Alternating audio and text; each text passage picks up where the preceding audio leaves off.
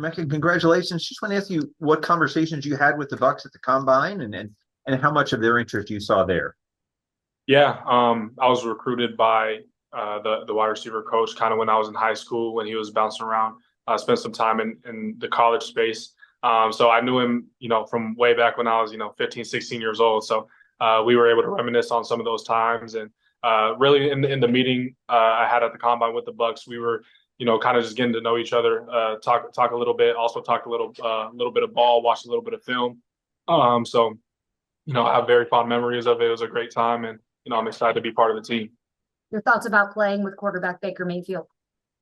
Yeah, I mean, Heisman winner. It doesn't there's not too many people who have that achievement. So, and he's done great things as well in the league. He's had successful receivers all the way around him. So I'm just excited to be able to learn and to grow with him at the helm of everything I'm doing. A seasoned vet like he is, and we were able to talk briefly. He texted me here shortly after I got drafted. So, just good to know that he's excited with the pick as well. And I just can't wait to get to work. What do you say? He was just saying how excited he was to get me on board. And, I feel the exact same way. I'm ready to start working, and I can't wait to be down there.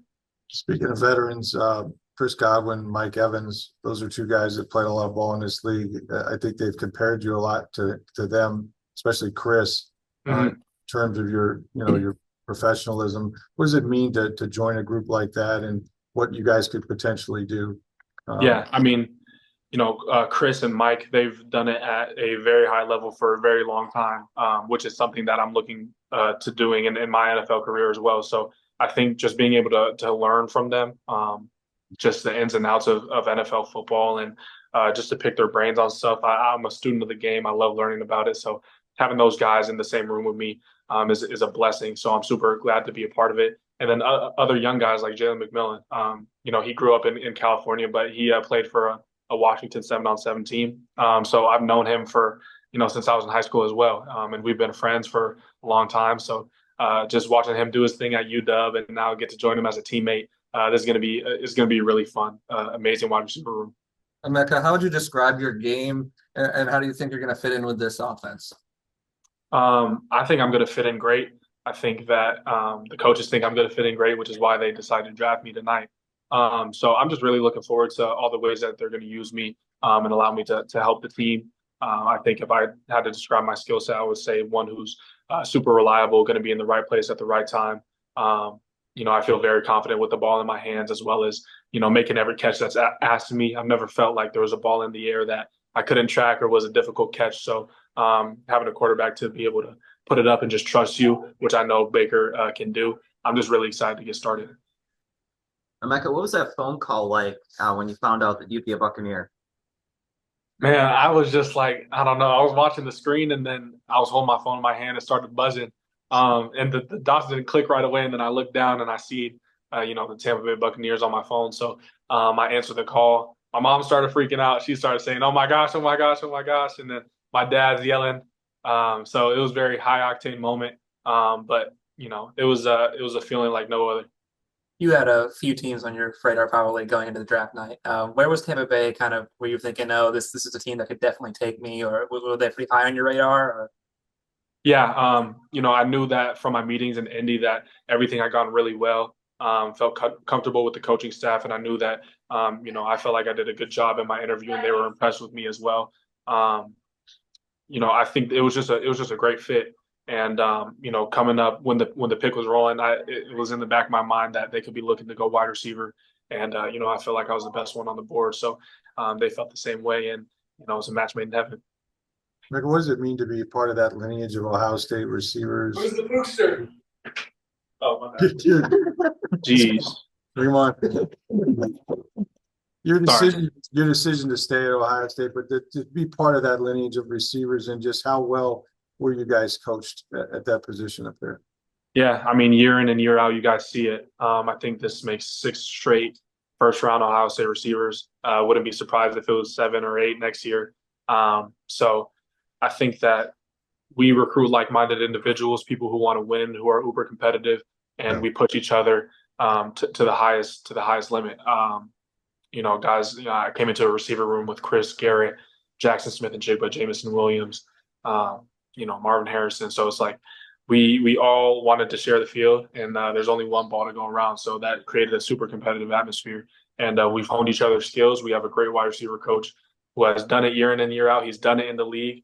He was a wide receiver 1 for Miami for multiple years. So being able to learn from a craftsman like him has just helped us all the more.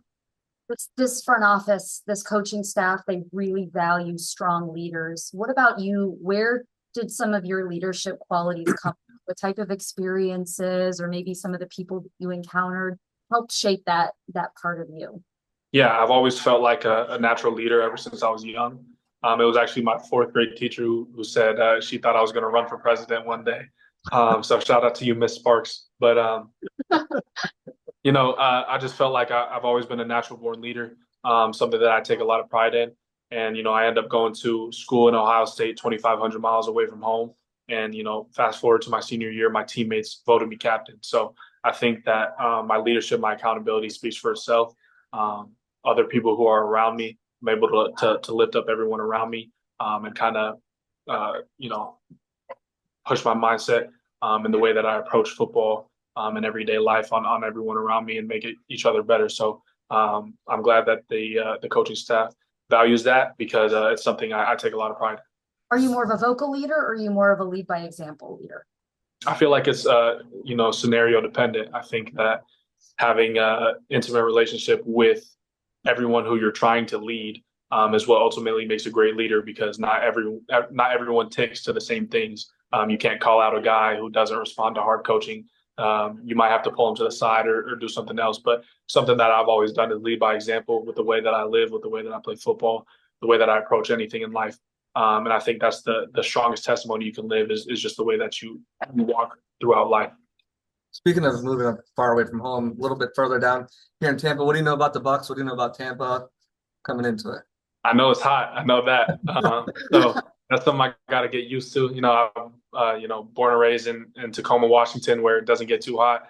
And then went to school in Ohio. Obviously, we know what those games are like, especially in November.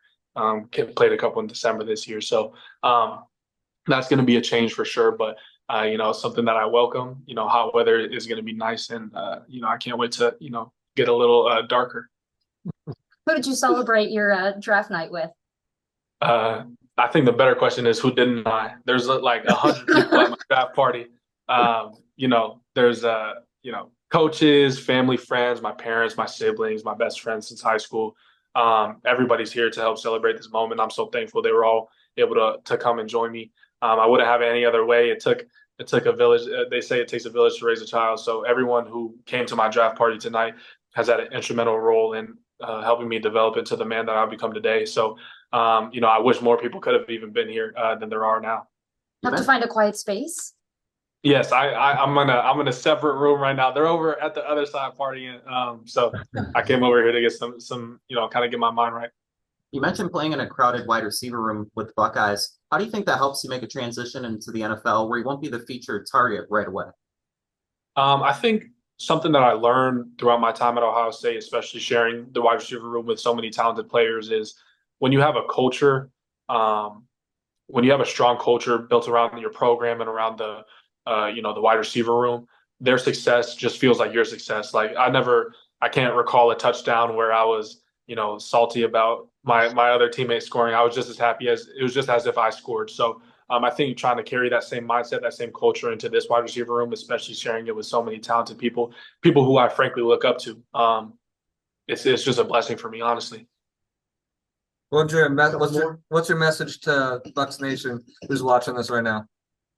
Yeah, to whoever may be watching this, Bucs fans.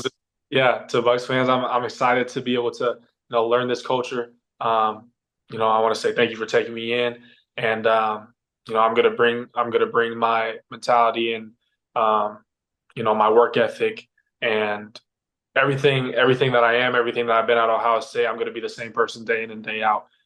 So I'm just excited to get started. Yeah.